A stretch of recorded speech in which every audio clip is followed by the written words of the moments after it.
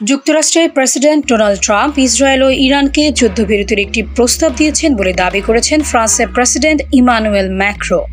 তিনি আরও বলেছেন যে যুক্তরাষ্ট্র যদি ইরান ইসরায়েলের মধ্যে যুদ্ধবিরতি আনতে সক্ষম হয় তাহলে তা খুবই ভালো হবে এবং ফ্রান্স তা সমর্থন করবে। বিশ্বের শিল্পোন্নত দেশগুলোর জোট G7 সম্মেলনে শুরু হয়েছে কানাডার আলবার্টা রাজ্যের কানানাস্কিস শহরে।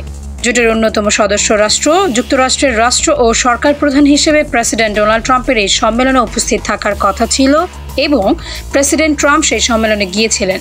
তবে ইরান ইসরায়েল সংঘাতের কারণে সম্মেলন শেষ না করেই ওয়াশিংটনে ফিরে এসেছেন তিনি। ট্রাম্প বিদায় নেওয়ার পর সম্মেলনের অবসরে সাংবাদিকদের সঙ্গে মতবিনিময়কালে ম্যাক্রো বলেন, যুদ্ধবিরতি সংক্রান্ত একটি প্রস্তাব তিনি উভয় পক্ষকে দিয়েছেন, এমন একটি প্রস্তাব যেখানে অবশ্যই উভয় পক্ষ আলোচনা ও মতবিনিময় করতে পারবে এবং বৃহত্তর আলোচনার দুয়ার খুলতে পারবে। এখন আমরা দেখব তার প্রস্তাব ইরান ও ইসরায়েলের প্রতিক্রিয়া জানায়।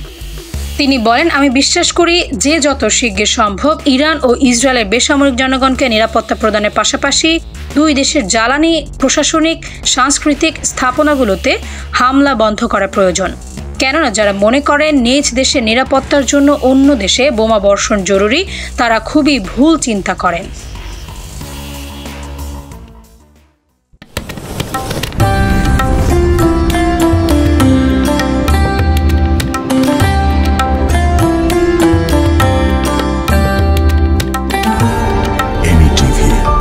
স্বাধীন বাংলার স্বাধীন কণ্ঠ।